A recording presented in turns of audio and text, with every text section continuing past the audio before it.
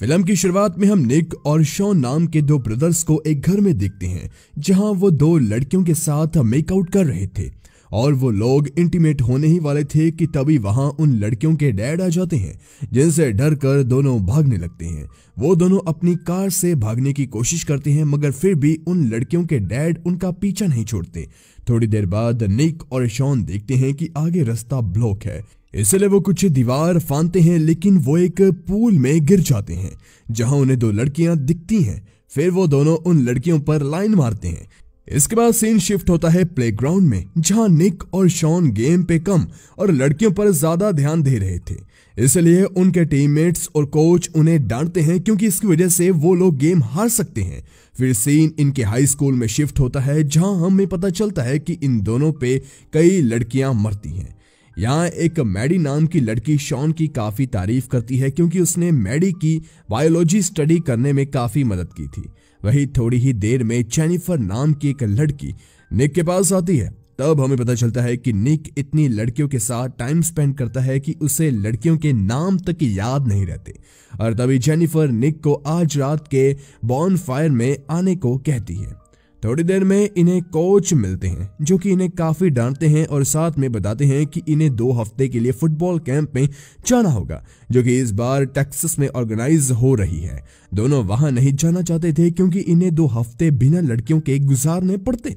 रात में जब वो लोग बॉन फायर में होते हैं तब भी वो लोग काफी ज्यादा परेशान थे कि उन्हें 2 हफ्ते बिना लड़कियों के गुजारने होंगे। तभी दोनों कुछ लड़कियों को आपस में बात करते हुए देखते हैं जो कि चीयर कैंप में जाने वाली थी, और वहीं 300 से भी ज्यादा लड़कियां आने वाली थी। ये जानकर निक और शॉन भी सोचते हैं कि क्यों ना वो भी चीयर लीडर बन जाए। इस बहाने कम से कम उन्हें लड़कियों के साथ रहने का मौका तो मिल जाएगा। इसके बाद दोनों कार्ली नाम की एक लड़की से मिलती हैं जो कि चीयर लीडर्स की कैप्टन होती हैं। वो निक और शॉन की हरकतों से अच्छी तरह वाकिफ थी, इसलिए इनका कोई भी पैंतरा कार्ली के सामने नहीं चलता। अगले दिन निक और शॉन अपनी सिस्टर पॉपी के पास जाते हैं क्योंकि वो चीयर लीडिंग कैंप का हिस्सा थी। हालांकि पॉपी अपने भाइयों से एज में छोटी थी, मगर वो भी इनकी हरकतों को अच्छे से जानती थी कि ये स्कूल की हर लड़की पर लाइन मार चुके हैं और अब ये नई लड़कियों के साथ वक्त गुजारना चाहते हैं। इसके बावजूद पॉपी उनकी मदद करने के लिए मान जाती है, लेकिन बदले में वो शॉन का रूम हमेशा के लिए मांग लेती है। मगर इन्हें अब कार्ली को भी मनाना होगा, जो कि आसान काम बिल्कुल नहीं था।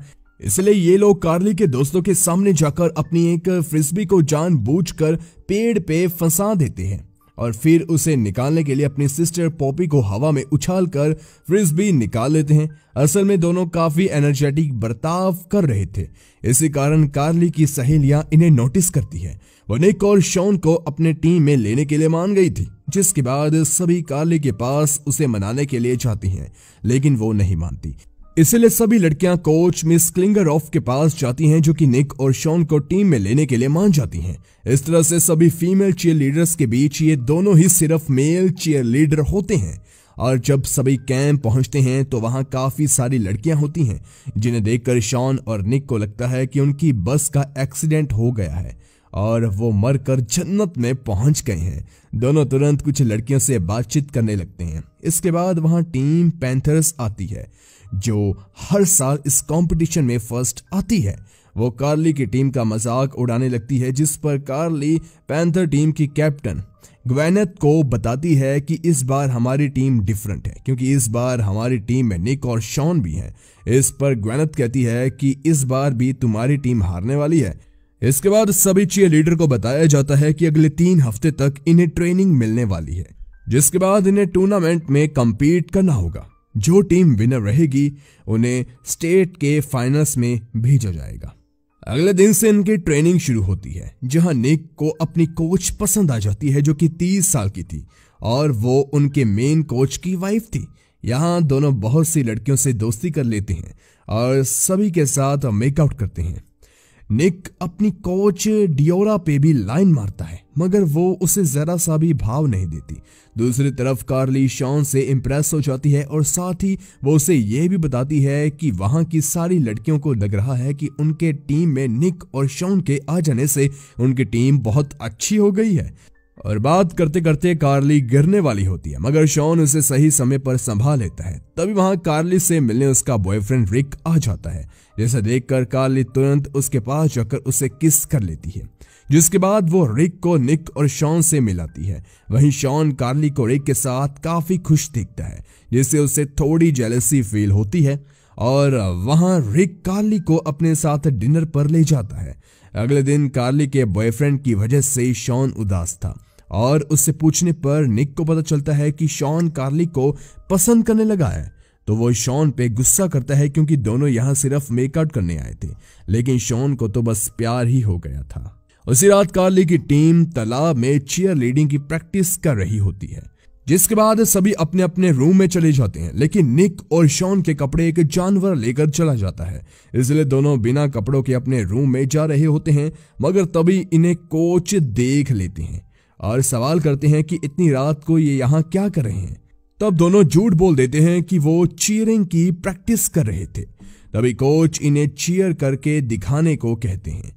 वही अगले दिन जब सभी प्रैक्टिस कर रहे होते हैं तो team panthers fountain of Troy नाम की परफॉर्मेंस की प्रैक्टिस कर रहे होते हैं, जिसे कोच ने करने से सख्त मना किया था क्योंकि ये काफी खतरनाक था। मगर पैंथर्स कोच की बात नहीं मानती और थोड़ी ही देर में पैंथर्स की लड़कियां गिर जाती है। इससे उन्हें काफी चोट लगती है।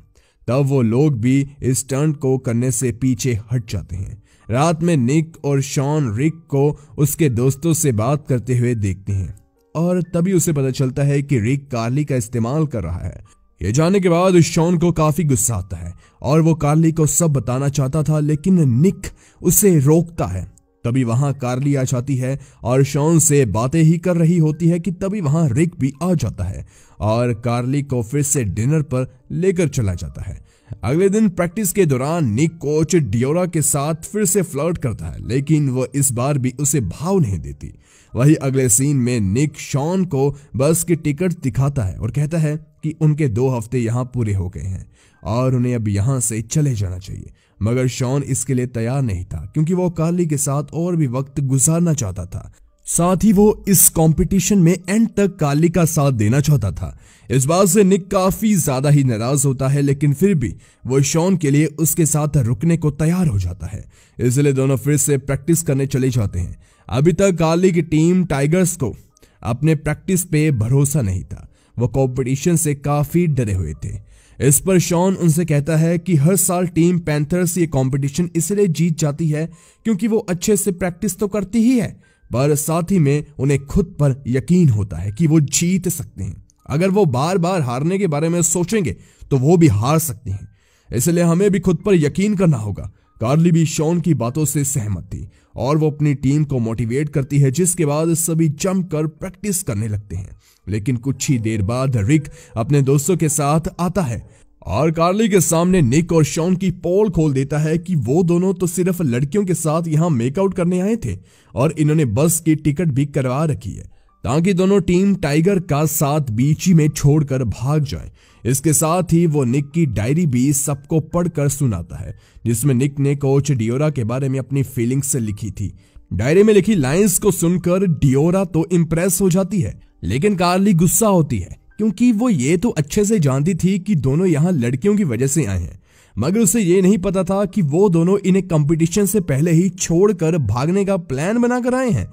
शॉन काफी कोशिश करता है कि वो कार्ली को समझा पाए कि ये उसका प्लान पहले था, पर अब वो उसके साथ कंपटीशन को पूरा करने के बाद ही जाएगा। मगर कार्ली इतने गुस्से में थी कि वो शॉन की एक नहीं सुनती और वो उन्हें उसी बस की टिकट को देकर कैंप से वापस घर भेज देती है।